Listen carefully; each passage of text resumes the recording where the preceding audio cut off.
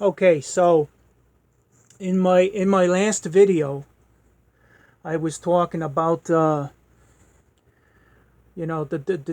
different methods of cheating, or the different methods of maximizing how much weight one could lift. And what I did was I lifted the weight not from the floor, but from a higher elevation with boxes. And but then I had to pay for it by walking, clearing the box, walking backwards in this case. I had to clear the box, or else forget about it. I would have probably hit the box or something. And so it takes more energy, you see. But I guess that's why, like in powerlifting, in the squat, they invented that machine, or that that thing where one of the spotters he pulls a switch, and the rack vanishes or disappears or moves out of the way, and the lifter is standing in the same spot, because like years ago they had to, when it was more primitive than that, the guy had to take a couple of steps back, which is great if you're in a gym and you want to do some extra work. But the problem is, you're trying to lift the maximum weight. You might not be lifting your maximum potential. You understand? So because of that, they started having all these devices that came along. Okay. Now I want to discuss a little bit about Olympic weightlifting versus powerlifting, and I don't know all the records that have been set or broken, and you know I only hear about the really big ones, and things like that. But consider this, okay? In powerlifting, back in the late 40s, the early 50s, okay, they used to have all the experts, the connoisseurs, the coaches, and all these guys would say a 500-pound bench press was not possible, because at that time guys were only benching into the 400s, right? But 190 kilos, maybe 200 kilos, that was all. And then somebody came along and he bench pressed 500 pounds, okay? But now there are guys that are bench pressing 500 kilos, not pounds, the same number, 500, but now it's kilos, okay? 1,100 pounds, okay? So they're doing 11 or 500 kilos now, or probably more than 500 kilos. Now, how is that possible? Well, there are several things. Now, of course, guys were taking drugs back then, I'm sure, like in the 40s, the 50s. I mean, drugs have been around for a long time, right?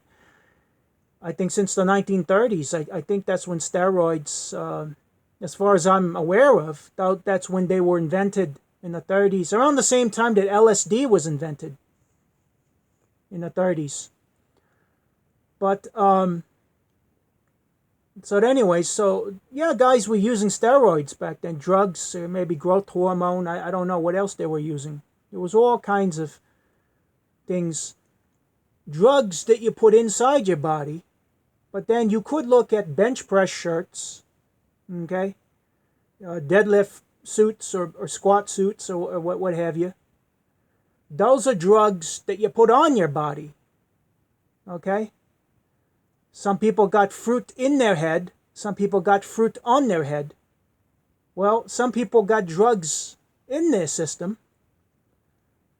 And some guys got drugs on their system, because essentially, because the bench press shirt and these other suits, lifting aids, ergonomic aids, they help you lift a lot more, in some cases probably more than you could with a drug-induced improvement. Okay. So with the bench shirts, so yeah, I mean these bench shirts, that I suppose they can help you lift about 100 kilos more, if not greater, more than you could lift without the shirt. Okay, so I mean it's kind of like a rocket. You got the bottom stage, lifts it up only so high. Then you need a second stage to go all the way to orbit. Well, you need a second stage. The shirt helps you lift it all the way to lockout. Or maybe it's vice versa. Maybe the shirt's doing most of the heavy lifting, and maybe that's the first stage, and you're the second stage. I don't know. I don't think there's anything wrong with it. There's nothing wrong with it. I think they're great. I've never used one myself, but I mean, it helps you lift more. It helps you lift more. Okay? But, so why did the bench press go from being 500 pounds being impossible to being 500 kilos now? Okay?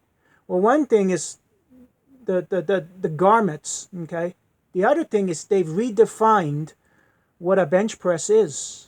Because, in addition to all of that, they have to, they arch their back. And so, so say if this was your chest, they arch the back to the point where you see that they're not lifting as high. You're not lifting this much anymore. You see? You understand the language I'm talking here? You're only lifting this much. Well, it's exaggeration. It's exaggerated, but the idea is the same. Okay? And there's nothing wrong with that. That's fine. I mean, I've lifted 5 plates per side on the bench press in a power cage where all I had to do was lift the last quarter or so. I've done a few reps with that before. I couldn't do it from down here, right? And so, I mean, there are ways that you can improve. So what they've done, and the same thing with the squat, right? The Olympic squat, where the bar is high on the neck, the back is relatively straight, and you got to go all the way down, like break parallel. The glutes have to be clearly, visibly below, indisputably below the knees, or else forget about it. You know what I'm saying? But with powerlifting, you got the bar lower on the back, and you see you're very wide. Okay, so you don't have to go down as far. It's not like this, where you got to go down further. Okay. So as a consequence, you can lift more, and they've redefined, what I guess they're doing 550 kilos or something like that on the squat now.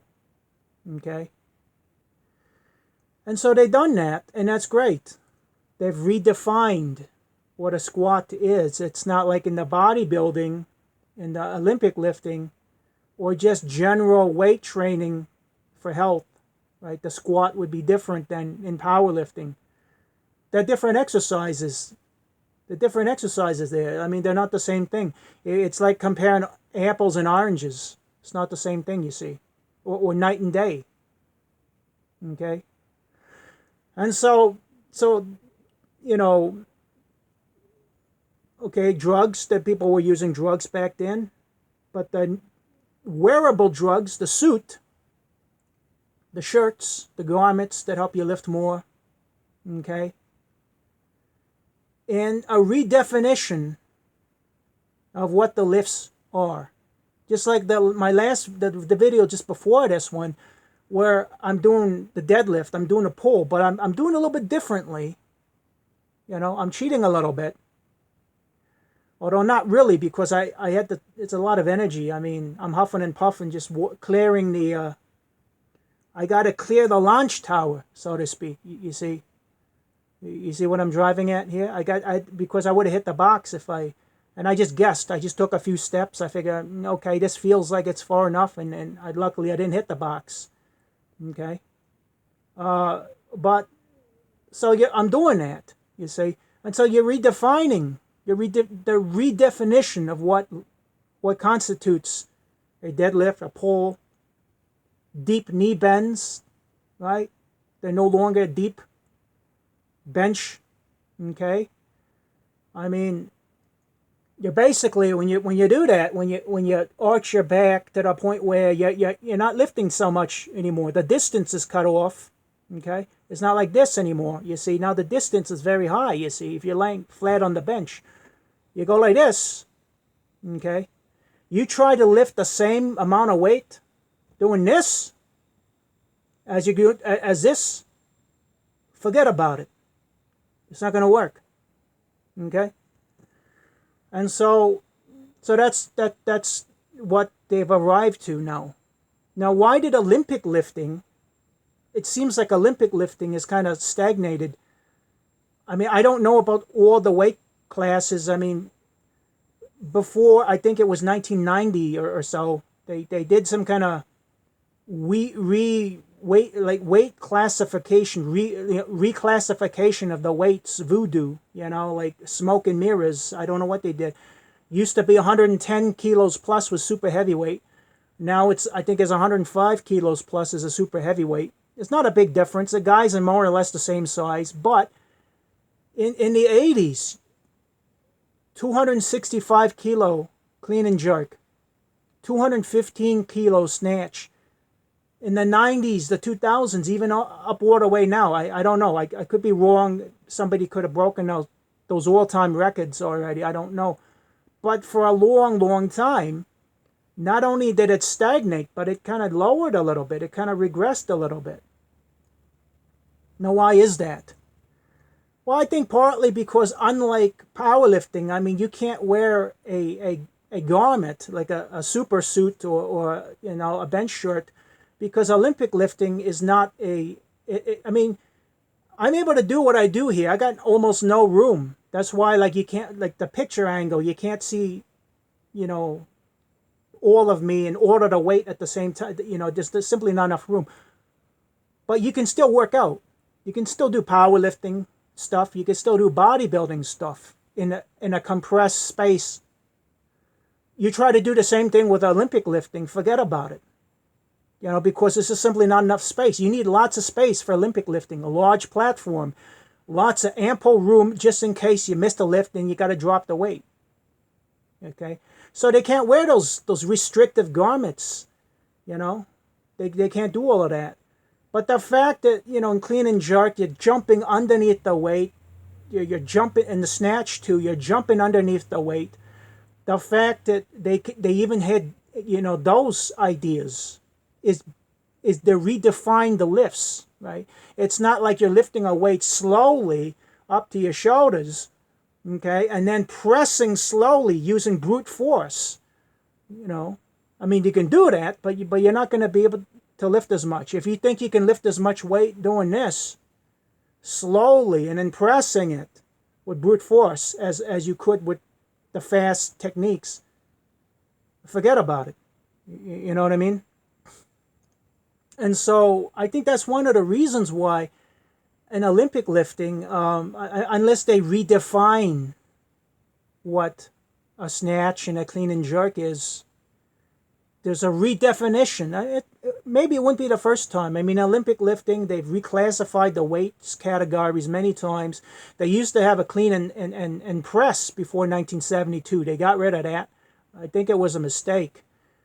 3 lifts sounds better than just 2, but So that's what I think one of the reasons why Olympic lifting is relatively stagnated compared to powerlifting is because of those reasons. So anyways, I'll be talking more about these and related topics in more future videos.